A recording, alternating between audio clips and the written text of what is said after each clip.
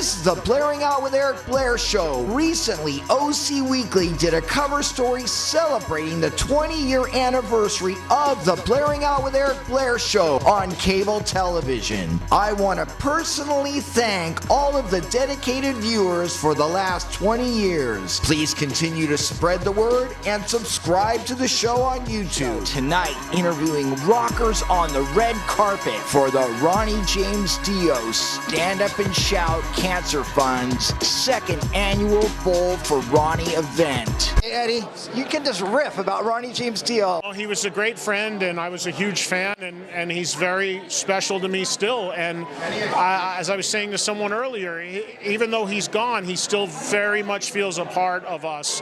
He's still very much a part of everything that I do. All of the shows that I do, I'm always representing him.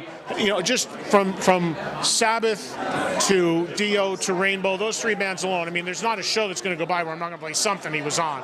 And it's not forced. It's not like I'm trying to do it. It's just natural because of the incredible catalog of music. Well, now you see a lot of these grindcore and death metal bands wearing the Rainbow Rising shirt, which says a lot about the respect in the industry.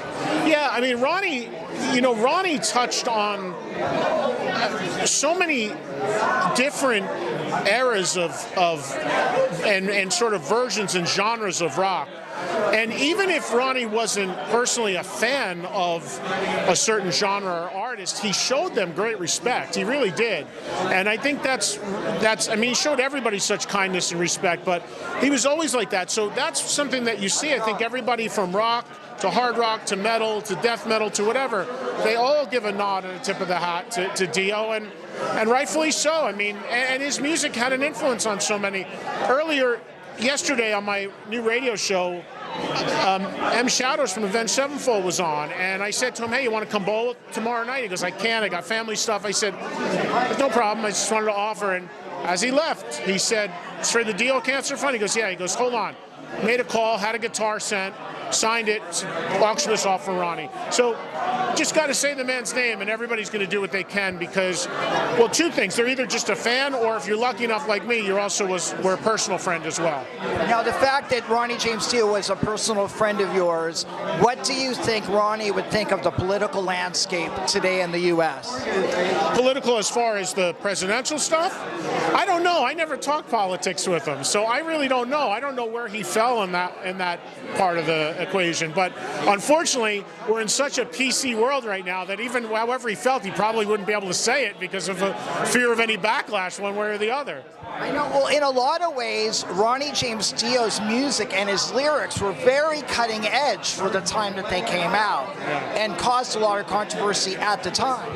Yeah, I'm sure. Yeah, but you look back on that now, and it's kind of like hard to even think that that's the case. But yeah, you're right at that point. But I honestly don't know what he'd be thinking about anything politically, and I never really got into many of those sort of conversations with him. So I don't even know if he was Democrat or Republican or what. Wendy would probably know. What is one song that you put in the car stereo and you just want to drive fast? I'll give you one from each band. How's that? So Rainbow, without a doubt, is Stargazer, which is one of the most brilliant, epic pieces of music ever still. Sabbath, I love Children of the Sea, but I got to go with the song Heaven and Hell. Heaven and Hell was the first Sabbath record I ever got. The riff, the song, I mean, it's just utter brilliance. And then when it comes to the Dio era stuff, again, so hard to say, but I could go with the obvious, Last in Line or We Rock or what have you, but Stand Up and Shout, it's all great, but man, straight through the heart, just kill it.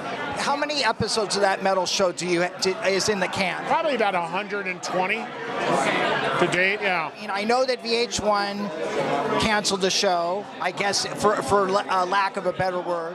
Where are you working on getting it aired again? Yeah, the channel went away. I don't know how many people realize that, but VH1 Classic is off the air. It doesn't exist anymore. It's been changed to MTV Classic. So that's really why that metal show went away, because the channel itself is now gone. And they didn't want to budget any more money to do shows. So the show's currently not on. The old episodes replay sometimes, but I have no control over that. I'm hoping, like all the fans, that we get back on. I know that it's being shopped. It's very, very hard to get TV on the radio. I'm sorry, music on TV. It's incredibly hard, and I'm hoping that even with a history like that metal show, it's hard. I'm hoping that people will come around and we'll get an opportunity again. I really don't know which way it's going to go. The producer of the show owns it.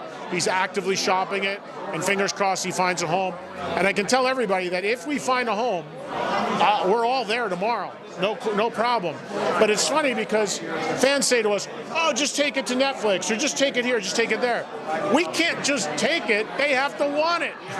We've tried, so we're still working on it. In the meantime, I'm stacked with radio shows. I'm hosting a series now on TV, on Access TV, and I've got a pilot that's being shopped, an interview show. So I got a ton of stuff going on, but none of that's to say that if that metal show came back tomorrow, I'd do it in a minute.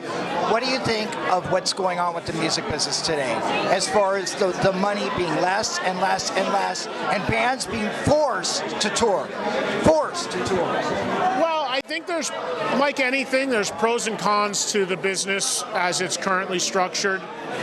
The pro is that it's cheaper for bands to make music.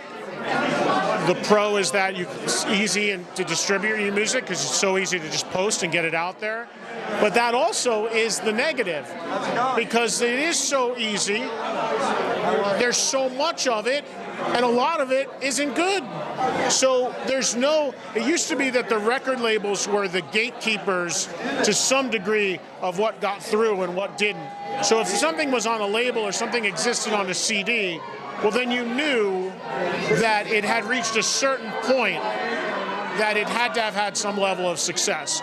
Now anybody can put out music, so it's so diluted, it's so convoluted, that it's very hard for fans to figure out what's real and what's not. So there's all different sides to it, and the thing I worry about, as you're very correct, everybody has to tour now. I worry about that becoming oversaturated and people not being able to sustain the amount of live shows that are out there. Eddie Trunk, always a pleasure. Thank you. Have a great night. Thank you so much. Enjoy. The Blairing Out Show.